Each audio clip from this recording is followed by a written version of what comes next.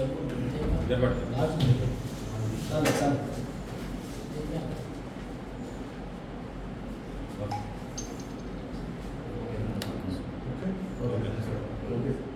నమస్కారం. మనం ప్రతిరోజు చూస్తున్నాం కడప పార్లమెంట్ సభ్యుడు అవినాష్ రెడ్డి గారి పైన ఆయన కజిన్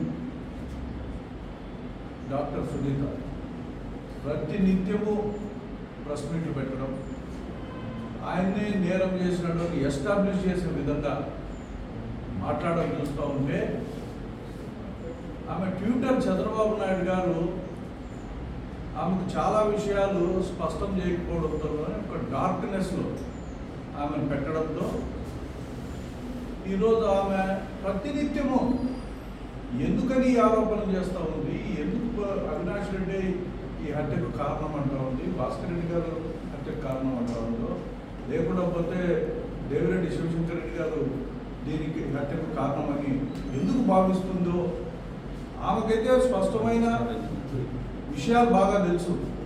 ఎందుకంటే ఈ హత్య దీని కోణాలు చాలా డిఫరెంట్గా ఉన్నాయి. ఒక కోణంలో అయితే ముఖ్యంగా ఈ తలుపులు నెట్టుకొని వచ్చినారు ఇంట్లోకి అనేది స్పష్టంగా కొన్ని ఆధారాలతో సహా ఉన్నాయి. సిబిఐ వాళ్ళ దగ్గర ఫస్ట్ సిట్ చేసిన దర్యాప్తును పరిగణలోకి తీసుకోలేదు కాబట్టి ఈరోజు ఈ కన్ఫ్యూజన్ అంతా క్రియేట్ అయింది. చంద్రబాబు నాయుడు గారు ప్రత్యేకించి దీనిపైన శ్రద్ధ పెట్టి ఎలాగైనా సరే వైఎస్ఆర్ ఫ్యామిలీ పైన దుష్ప్రచారం చేయాలా, ఈ రాష్ట్రంలో వాళ్ళని డిఫేమ్ చేయాలా అనే ముఖ్య ఉద్దేశాలు. అందుకే చంద్రబాబు నాయుడు గారి చేతుల్లో బావుగా ఈరోజు సునీత నిలబడ్డం. షర్మిల గారు ఆమె కూడా ఏమీ తెలియదు, ఎక్కడో ఎవరో చెప్పిన హాఫ్ హ్యాండ్ ఇన్ఫర్మేషన్ తీసుకుంటుంది, ఆమె పెద్ద బాధపడినట్టు నటిస్తుంది.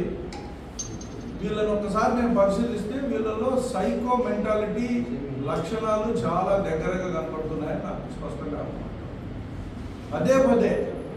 ఇప్పుడు ఒక కేసు దర్యాప్తు అత్యున్నత దర్యాప్తు సంస్థ అయిన సిబిఐ ఆ కేసును దర్యాప్తు చేసింది.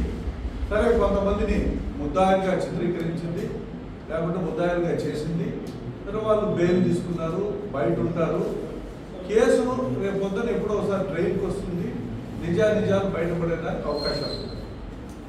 ఈ నిజాలు బయటకు వస్తాయి, ఏమైనా మనం చేసింది తప్పు అని తెలుసుకుంటుందో ఏమో, కానీ ఇది ఎస్టాబ్లిష్ చేయాలా మీడియా ద్వారా, పేపర్ల ద్వారా. ఇది ఎస్టాబ్లిష్ చేసి ఈయనే చేసినాడు అని చెప్పి ఈమె నిత్యము మాట్లాడతారు. మనకున్న ఇన్ఫర్మేషన్ ప్రకారం చూస్తే చాలా స్పష్టంగా ఈ పన్నింటి రాజశేఖర్ రెడ్డి అనే ఒక వ్యక్తి ఆ ఇంట్లో పనిచేసేవాడు. అతనికి చాలా విషయాలు తెలుసు. అతన్ని ఒక రోజు ముందే ఆ ప్రాంతం నుంచి నీవు కాణిపాకంకు పో అని చెప్పి నరెడ్డి రాజశేఖర్ రెడ్డి, లేకుండా పోతే ఆమె వాళ్ళ ఇంట్లో సౌభాగ్యమ్మ వీళ్ళు ఆయన్ను సెలవు ఇచ్చి పంపించేసినారు ఇంట్లో నుంచి. చెవులు వినపడి రంగయ్య వచ్చి బయట పడుకుంటాడు. అంత పెద్ద ఎత్తున ఆ తలుపులు కోసి లోపలికి పోవడంతో లోపల చిలుకులు కానీ ఆ లాక్ కానీ మొత్తం ఊడిపోయి ఉన్నాయి. దానికి సంబంధించిన సాక్ష్యాలు ఇవన్నీ కూడా సిట్ దర్యాప్తులో వాళ్ళు దాన్ని చేసి పెట్టారు. అయితే సిట్ దర్యాప్తును కేవలం పరిగణలోకి తీసుకోకుండా సిబిఐ ఎవరు మేనేజ్ చేశారో ఏమో ఈ వ్యవస్థలను సిబిఐ ప్రత్యేకించి మళ్ళా కొత్తగా దర్యాప్తు చేయడం. ఈ దర్యాప్తులో కొన్ని ఎవరెవరి దగ్గర వాంగ్మూలాలన్నీ తీసుకోవడం, వాళ్ళు ఏదో చెప్పినట్టు.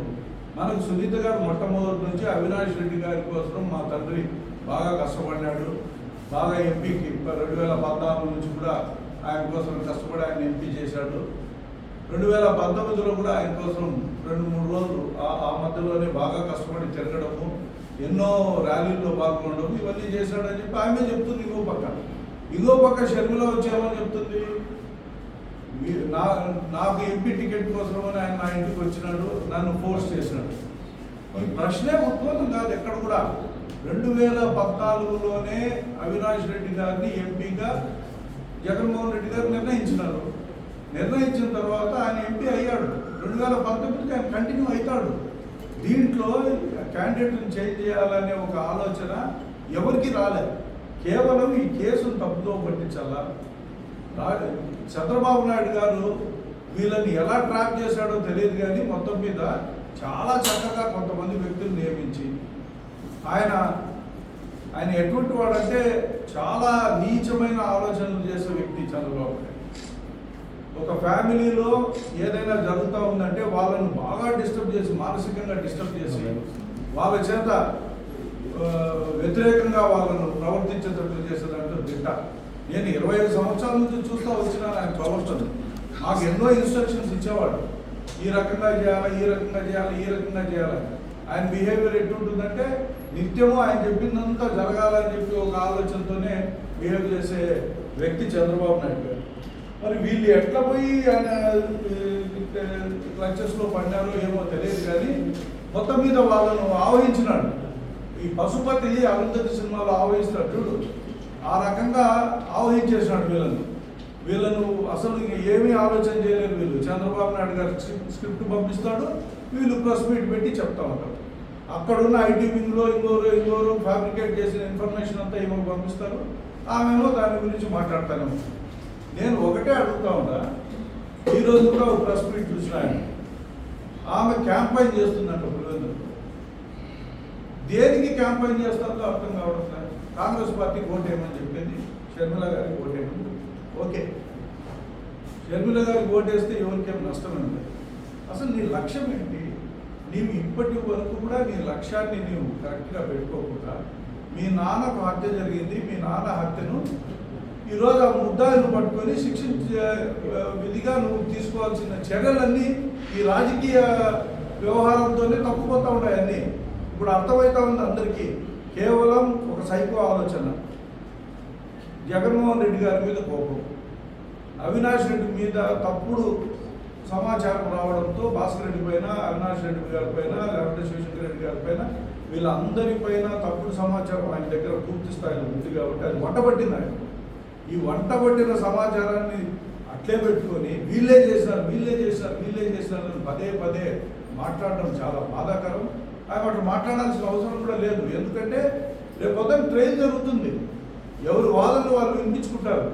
నీకు ఆ రోజు ఎస్టాబ్లిష్ అయితే, నీకు ఆ రోజు న్యాయం జరుగుతుంది అని నువ్వు భావించేటట్లయితే నీవు మౌనంగా ఉండాలా, ఈ రాజకీయాల్లోకి రాకూడదు. చంద్రబాబు నాయుడు ఉచ్చులో షర్మిల పడింది కాబట్టి ఆమె పిసిసి ప్రెసిడెంట్ కాగలిగింది.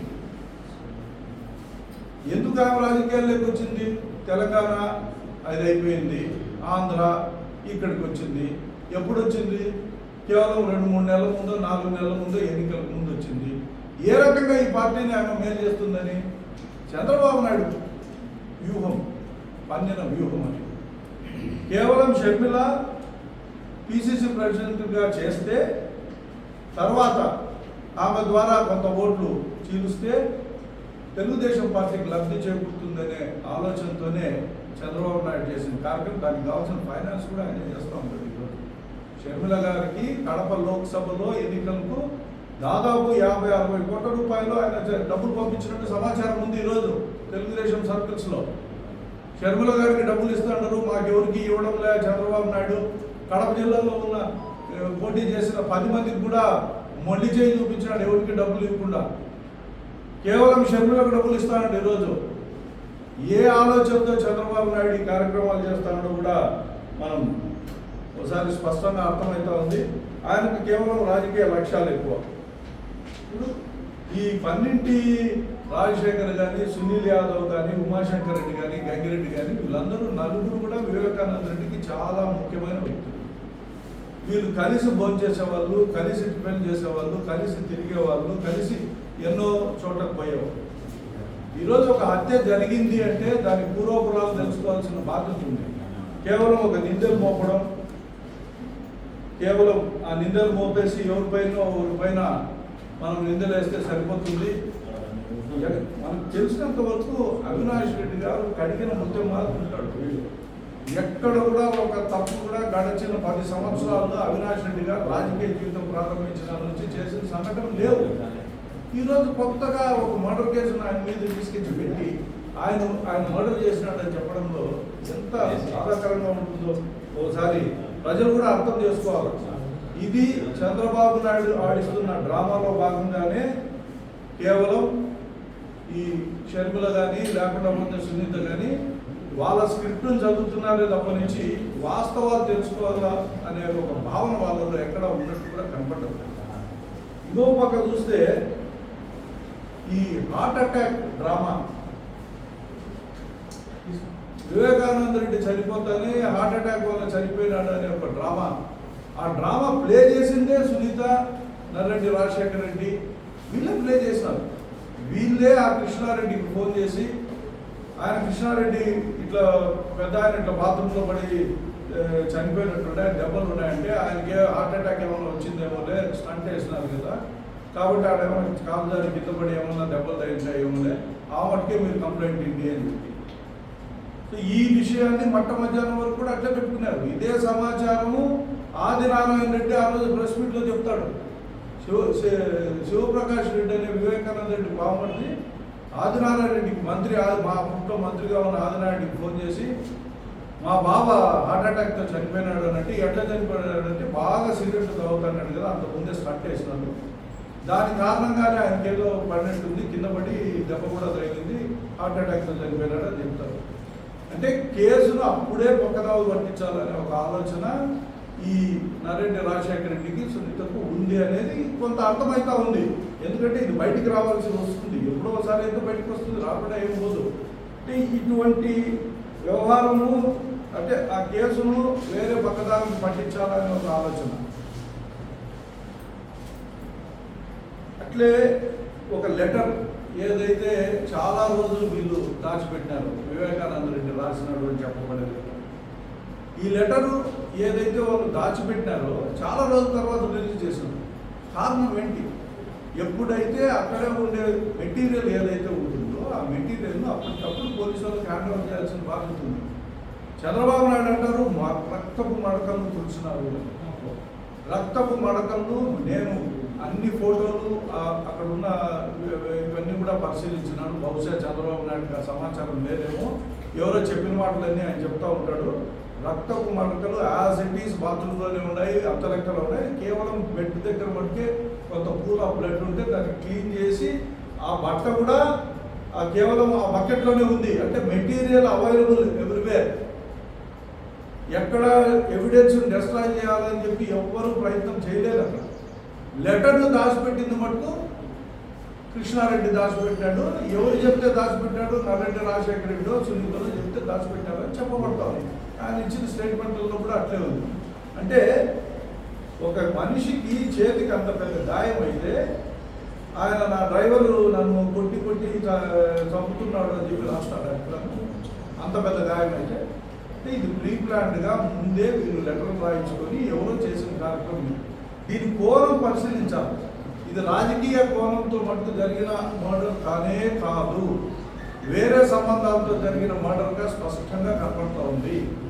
ఆ కోణంలో ఆలోచన చేయకుండా ఇది రాజకీయ కోణంలోకి తీసుకొచ్చి బజారు ఊరు తిరిగి ప్రతిరోజు ఈ స్టేట్మెంట్లు ఇచ్చుకుంటా కేవలం అవినాష్ రెడ్డి గారి పైన, భాస్కర్ రెడ్డి గారి పైన, ఇంకోరి పైన వాళ్ళ కనీసము భాస్కర్ రెడ్డి గారికి ఆరోగ్య పరిస్థితి బాధ లేకుండా బెయిల్ కోసము, టెంపరీ బెయిల్ కోసం హాస్పిటల్ పోయి చూపించుకొని దానికి కూడా అప్రోచ్ చేస్తారు. ఆయన వయసు ఎంత, నీకు సమీప బంధువు, ఆయన ముద్దాయిగా చేర్చబడినట్టు బెయిల్ ఇస్తే హాస్పిటల్ పోయి చూపించుకొని వస్తాడు. ఆయన తప్పు చేస్తే శిక్ష పడుతుంది. నీకు కావాల్సిన శిక్ష కదా, వెయిట్ చేయాలి కదా. బెయిల్ ఇస్తే తప్పేముంది? అంత పెద్ద మనిషికి హార్ట్ చెకప్ చేయించుకోనో లేకపోతే హార్ట్ సర్జరీ చేయించాలని చెప్పి వాళ్ళు భావిస్తే దానికోసం బెయిల్ పెట్టి మీరు అపోజ్ చేస్తారా? ఇది కక్ష సాధింపు కాదా? 100% కక్ష సాధింపు కోసమే. This is the blood. ఎందుకంటే వివేకానంద రెడ్డి గారికి కక్ష సాధింపు చేసే ఒక మనస్తత్వం ఉందని స్పష్టంగా మనకు అర్థమవుతోంది. ఎందుకు ఈ మాట అంటున్నానంటే సాక్షాత్తు తల్లి లాంటి వదినమ్మ మీద 2012 బై ఎలక్షన్లో పోటీ చేస్తారు. ఏమో కసి, ఏమో కక్ష. అంటే కనీసం ప్రేమ లేదా, కొంతన్నా ప్రేమ ఉండకూడదా? ఎవరో ఒకరు పోటీ చేస్తారు. ఈయన అదే పనిగా రాజకీయ లబ్ధి కోసం రాజకీయాల్లో ఉండాలని నేను దానికోసం ఆయన మీద పోటీ చేసినాడు. ఈరోజు షర్మిలను కూడా అట్లే తీసుకొచ్చి పెట్టారు. అవినాష్ రెడ్డి మీద పోటీ చేయించాలని.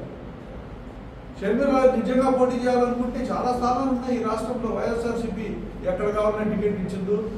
తెలంగాణలో ఆయన రాజకీయం చేయాలనుకున్నా కూడా బాగా వైఎస్ఆర్సీపీ పార్టీ పెట్టింటే ఆ ప్రతినిధిగా అక్కడే ఉంటే అక్కడే సపోర్ట్ చేసింది. ఇది కక్ష సాధింపు ధోరణి స్పష్టంగా కనపడతాం. పులివెందులో ఉన్నది కేవలం భాస్కర్ రెడ్డి కొడుకు అవినాష్ రెడ్డి రాజకీయంగా అక్కడ ఎస్టాబ్లిష్ అయి ఉన్నారు. వాళ్ళే ఇప్పుడు ప్రజలకు చేరువైపోయినారు. ఎన్ని రోజులైనా సరే వాళ్ళే రాజకీయాలు అక్కడ చేస్తారు. జగన్మోహన్ రెడ్డి గారికి అండగా ఉంటున్నారు. జగన్మోహన్ రెడ్డి గారు అక్కడ ఎమ్మెల్యేగా ఉంటాడు, ఈయన ఎంపీగా ఉంటాడు. అక్కడ ఉన్న ప్రజలందరూ సంతృప్తికరంగానే ఉన్నారు. ఈమెకి ఎందుకంత కక్షో మనకైతే అర్థం కావడం లేదు. ఇట్లా ఇది ఒకసారి ఆలోచన చేస్తే షర్మిల లేకుంటే ఈ డాక్టర్ సునీత ఒక పథకం ప్రకారం కక్ష కట్టి చంద్రబాబు నాయుడు గారు ఆడించే డ్రామాలో వాళ్ళతో నిత్యము ఒక స్టేట్మెంట్. ఎక్కడికి పోయినా సరే ఆమె ఈ వివేకానంద రెడ్డి గారి హత్య, చంద్రబాబు నాయుడు గారే బుద్ధి జ్ఞానం ఉండేవాడైతే ఇది కోర్టులో ఉన్న కేసు, ముద్దాయిలు ఎవరైనా సరే శిక్ష పడినాక వెయిట్ చేయాలి కదా. ఎన్ని మర్డర్ల కేసుపై నేను మాట్లాడుతున్నాడండి ఈ రాష్ట్రంలో? కేవలం ఈ ఒక మర్డర్ కేసు గురించి ఆయనకు తెలుసా? పూర్వపురాలన్నీ తెలుసా? ముఖ్యమంత్రిగా ఉండి దర్యాప్తులు సరిగా చేయలేక సిగ్గుమాలిన పరిస్థితిలో ఉండి నువ్వు ముఖ్యమంత్రిగా ఉండి ఆ రోజు దర్యాప్తు సరిగా చేయించుకోలేకపోయినావు. అది గుండెపోట లేకుంటే గొడ్డల పోట నీకే తెలుసు. అవి కూడా నువ్వు కరెక్ట్గా తెల్లారుజామున 5కే నీకు పోలీసు వాళ్ళు నీకు ఫస్ట్ హ్యాండ్ ఇన్ఫర్మేషన్ ఇస్తారు. అది జరుగుతానే ఇమ్మీడియట్గా తెలుస్తానే పోలీసు వాళ్ళకి తెలుస్తానే వాళ్ళు ఇంటెలిజెన్స్ డీజీకో లేకుంటే ఎస్పీకో లేకుంటే డీజీపీకో చెప్తారు. వాళ్ళు కూడా నీకు చెప్పలేదా? బై ఫోన్ వాళ్ళు వచ్చి రాకపోవచ్చు, కానీ ఫోన్ సమాచారం అనేది ఇచ్చింటారు కదా.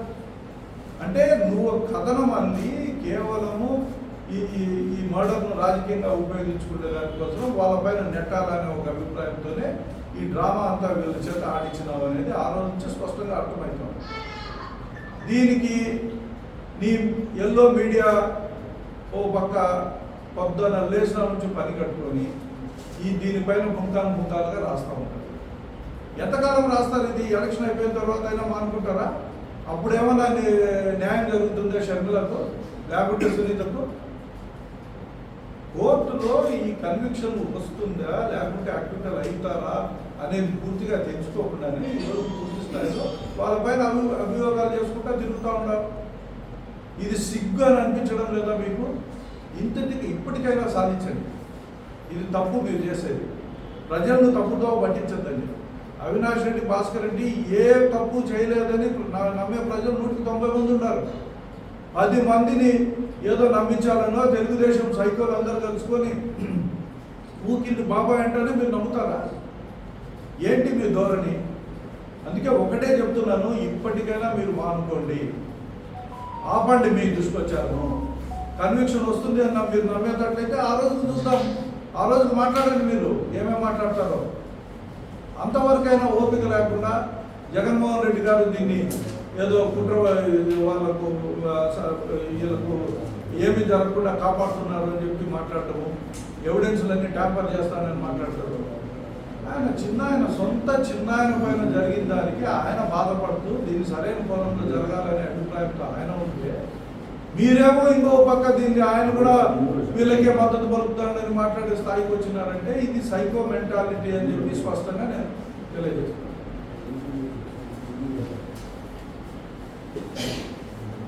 కాంగ్రెస్ పార్టీలో షర్మిలకు డబ్బులు ఇచ్చేదానికోసం ఆమె టూర్ ప్రోగ్రామ్ డబ్బులు ఇచ్చారు. మీరు ఒకటి గుర్తుపెట్టుకోండి, కాంగ్రెస్ పార్టీ ఏ అభ్యర్థి నిలబెట్టినా కూడా 10 లక్షలు 15 లక్షలు డబ్బులు ఇస్తాం. అది డబ్బు నుంచి ఇచ్చే స్థాయి ఆ పార్టీకి లేదు.